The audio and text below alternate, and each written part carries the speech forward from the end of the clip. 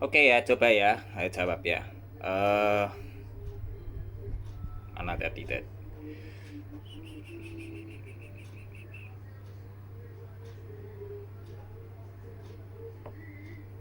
Yakub menerima anugerah dari Allah meskipun dia berada di tengah-tengah kegagalannya sendiri. Ya. Apakah beberapa contoh kejadian ketika Anda menerima anugerah meskipun Anda berada di tengah-tengah kegagalan saya? Oke, ada beberapa sih, termasuk saya. Tuhan mampukan saya untuk bisa bicara hari ini. Ini mungkin satu contoh yang menurut saya sangat spektakuler dalam hidup saya. Karena saya bukan tipikal orang yang suka bicara di depan, bahkan sampai hari ini sebenarnya saya tetap tidak suka, gitu ya.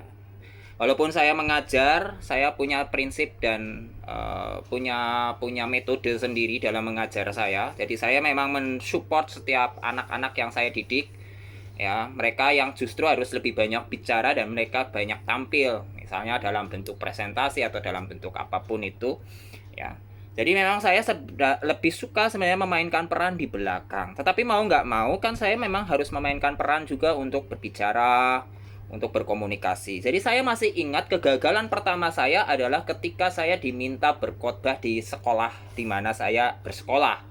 Waktu itu karena saking gugup dan groginya, saya masih ingat betul peristiwa itu dan tidak akan pernah lupa sampai saya mungkin Tuhan panggil. Karena itu menjadi titik balik dan turning point dalam kehidupan saya pribadi.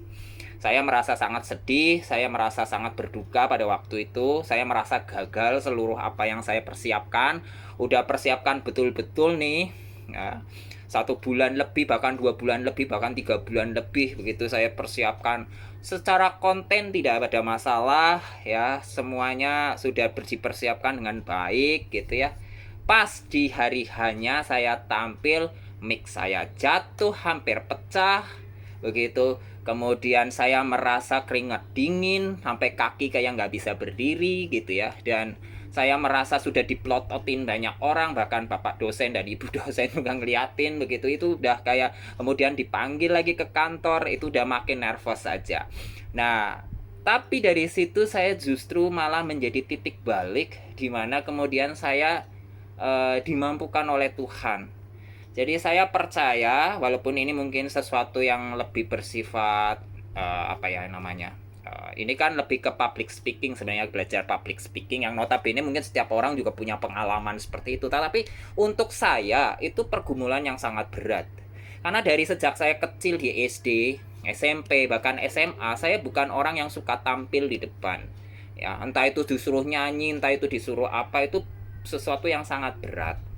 Jadi artinya memang secara secara konfidensi, saya secara kepercayaan diri itu memang bukan tipikal orang yang suka bicara, lebih banyak diam, bahkan sampai hari ini pun saya lebih mengambil tempat untuk berdiam jika tidak perlu banyak bicara, dan tidak terlalu mengambil tempat untuk bicara jika memang tidak dipersilahkan untuk bicara gitu. Jadi memang nyaman dengan itu, tapi justru kenyamanan itu kan saya selalu melihat begitu bahwa cara Tuhan untuk membawa orang-orangnya itu unik dan luar biasa. Jadi dia dibuat tidak nyaman, dibuat kacau dalam hidupnya, tetapi justru di situ menjadi titik balik.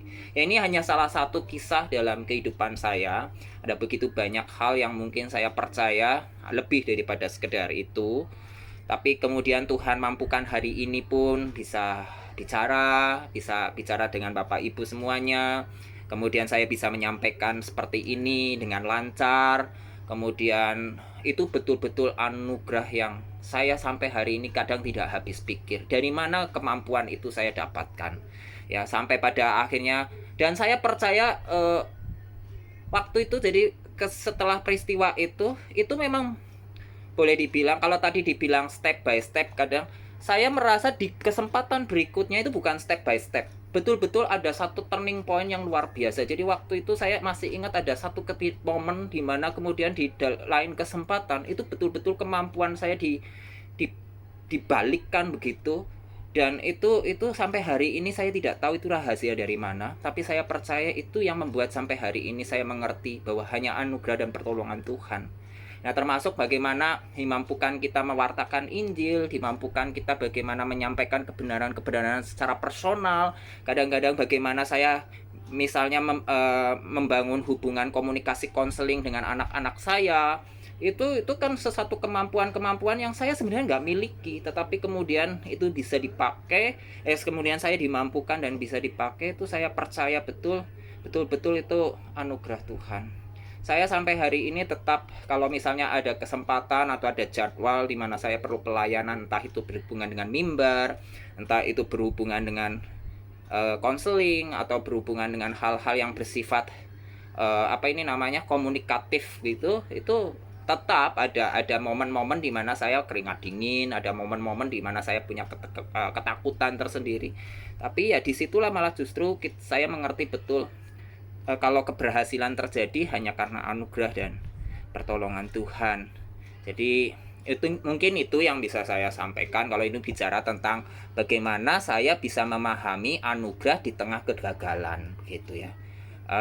Kalau bicara tentang kegagalan di dalam hal aspek dosa misalnya, ya ada saja begitu ya yang bisa saya sampaikan, tetapi mungkin sebatas ini dulu yang saya bisa ceritakan. Kemudian bagaimana pengalaman ini mungkin mendorong mereka di dalam area pelayanan Anda, ya tentu saja dari yang tadi mungkin secara tidak langsung sudah menjawab pertanyaan ini juga, karena melalui pengalaman ini juga saya dimampukan oleh Tuhan juga untuk kemudian bisa, terutama saat ini kan memang sebagai seorang mentor, tutor bagi anak-anak, sekaligus orang tua bagi mereka, dan kadang banyak juga minta tolong untuk konseling mereka juga. Mungkin itu saja sih yang bisa saya sampaikan berdasarkan pengalaman secara pribadi. Terima kasih.